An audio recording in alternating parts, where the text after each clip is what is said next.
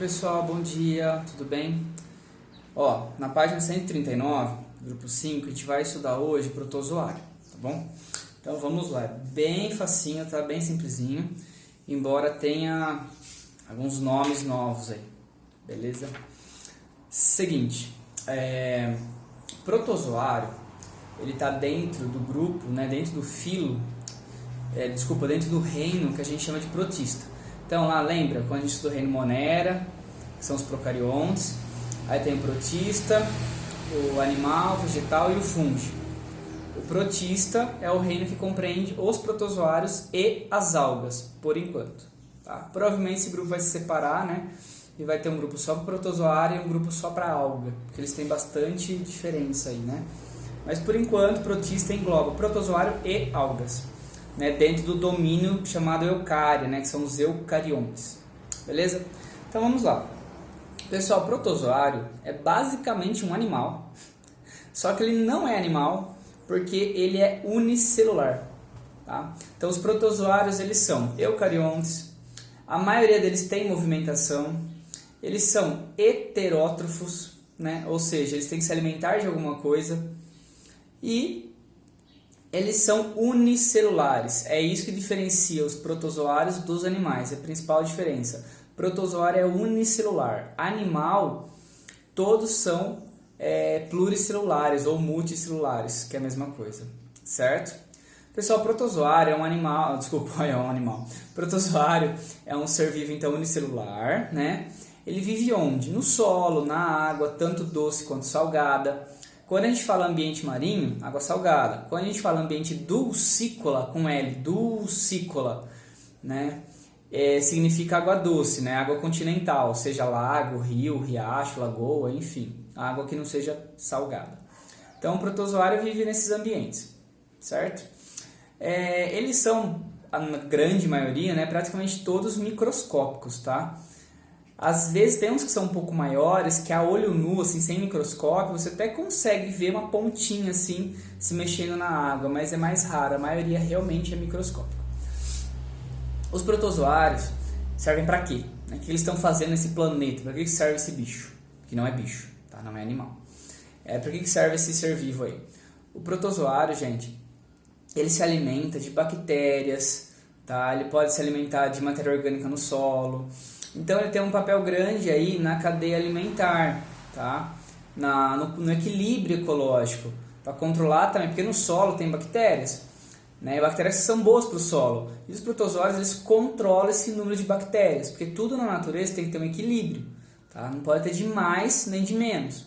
Então os protozoários eles fazem parte de um equilíbrio do ecossistema, mesmo sendo bem pequenininhos. Eles têm um grande papel aí no ecossistema em relação ao equilíbrio, reciclagem da matéria orgânica, tá?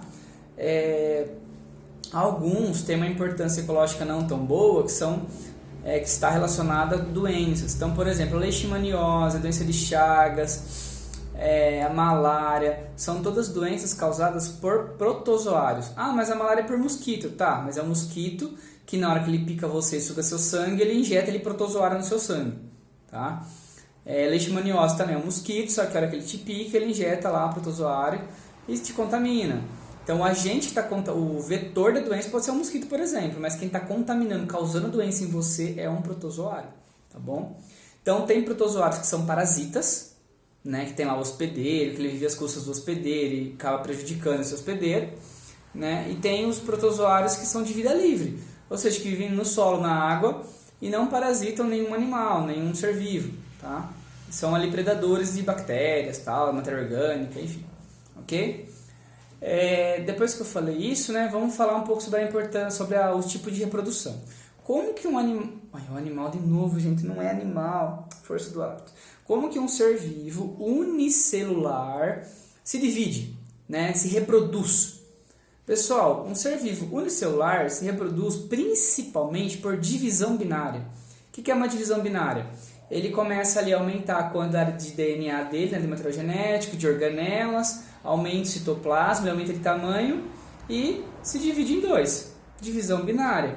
Essa divisão binária pode ser chamada também de bipartição, cisparidade. Tem 3 nomes para o mesmo processo, tá? Bipartição, cisparidade e divisão binária, mesma coisa. Beleza.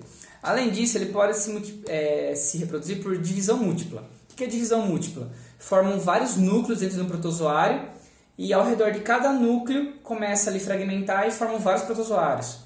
Tá? Isso é uma divisão múltipla. Independente se é divisão binária ou divisão múltipla, esse tipo de reprodução vai gerar clones, indivíduos iguaizinhos àquele que originou, certo? Porque é somente na reprodução sexuada que acontece, né, a troca de gametas, que vai ter a variabilidade genética, que pega as características do pai, as características da mãe, né, que tem um embaralhamento lá dos genes, que aí vai ter um indivíduo diferente do pai e da mãe, mas com alguma semelhança entre os dois, né? Em ser vivo unicelular, basicamente, vai formar clones. Só vai ter uma variabilidade genética quando acontece uma mutação, né? Tipo um erro ali na hora de se dividir, acontece um erro genético ali, ele acaba ficando diferente, tá? Que é o que acontece com bactéria, com vírus, que sofrem mutações e vão ficando diferentes.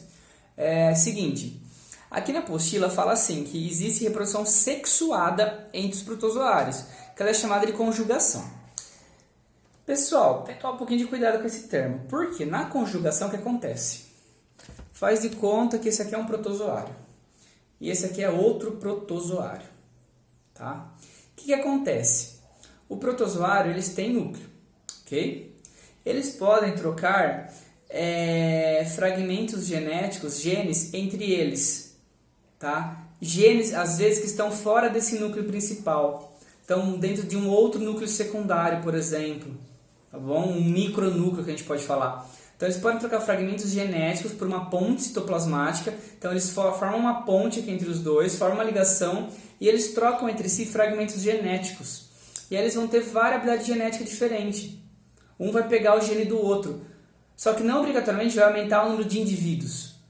Tá? É como se você e seu colega desse a mão assim, um trocasse genes com o outro e você pegasse um pouco das características dele e ele pegasse um pouco das suas características também. Mas não tem uma reprodução, ele não está surgindo um outro ser vivo. Então tem que ter um pouco de cuidado com esse conceito de falar que a conjugação é na verdade uma reprodução. Na verdade a conjugação é uma troca de fragmento de DNA que vai aumentar a variabilidade genética dos seres vivos, né? No caso protozoários. Bactéria também faz esse processo de conjugação.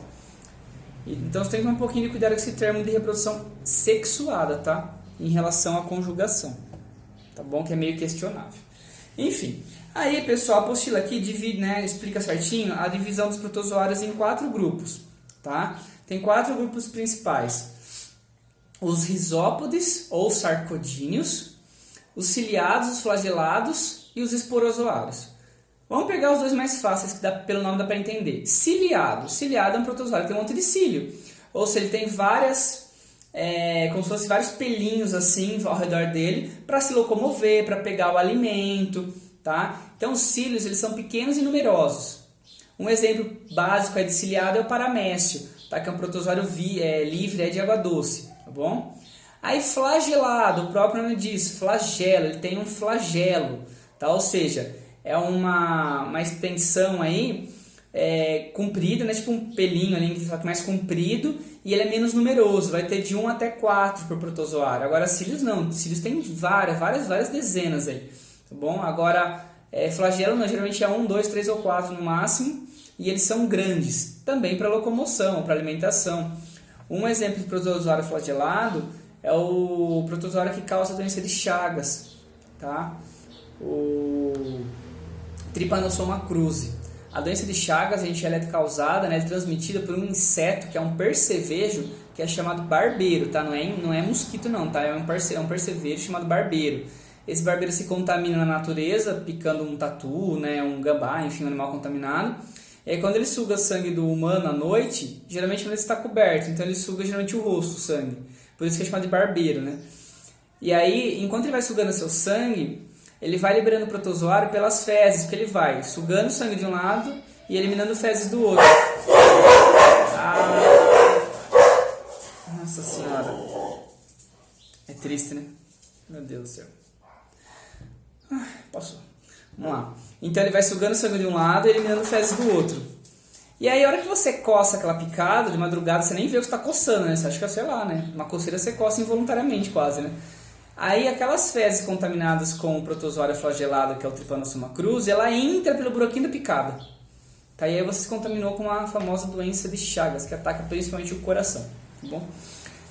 Aí existe um grupo chamado esporozoários. Os esporozoários são os protozoários que não possuem nenhum tipo de locomoção. Tá? Já que eles não têm locomoção, eles não têm cílios, nem flagelo, nem nada para se locomover, a maioria dos esporozoários, praticamente todos, eles são, que é o que causa malária, por exemplo, eles são o quê? Parasitas, porque eles não têm locomoção, são unicelulares. Como que eles vão pegar o alimento e trazer para eles, andar, pegar alimento, né? Não tem como. Então a maioria dos esporozoários são parasitas. E o último que eu falei que são os risópodes, ou sarcodíneos. Esses protozoários, o exemplo principal é a ameba. Eles se locomovem por meio de pseudópodes. Pseudo, todo mundo sabe o que é falso. Pod, pé. Então, pseudópode é um falso pé. O citoplasma do protozoário vai fazendo movimentos assim, tipo jogando para frente, tipo um movimento ameboide, tá? Aquele movimento meio de geleia, assim, que vai se jogando para frente e vai se locomovendo. Então, ele forma falsos pés. Na verdade, ele não forma um pé. É a mudança de viscosidade ali do citoplasma que vai jogando para frente, para os lados, e ele vai andando. Então, que nem uma ameba, que não tem aquele formato regular. Tá? Ela tem, na verdade, não tem formato certo. Tá? Depende da posição que ela está andando ali, ela vai mudando o formato dela. Tá? Isso é uma ameba, certo? Então, pessoal, o protozoário é basicamente isso. Você tem que saber que o protozoário não é animal. Tá? Eles são unicelulares. Eles estão divididos em 4 grupos. Existem aqueles que são parasitas e aqueles que não são parasitas, ou seja, de vida livre. Tem água doce, água salgada e no solo. Tá? Alguns causam doença, né, os parasitas. Alguns não, são de vida livre, lá de boa. E eles são classificados de acordo com o tipo de estrutura, né, ou ausência, no caso, da estrutura locomotora. Certo? Vocês vão ver mais pra frente que o grupo dos anelídeos, né, que representa as minhocas, eles também têm uma classificação em 3 grupos, de acordo com o tipo de estrutura locomotora. Tá? Então, os pesquisadores, os cientistas, eles tentam classificar o animal de alguma forma, né? No caso, os protozoários eles classificaram de acordo com a estrutura de locomoção, se é cílio, se é flagelo, se é pseudópode ou se é ausente. Beleza?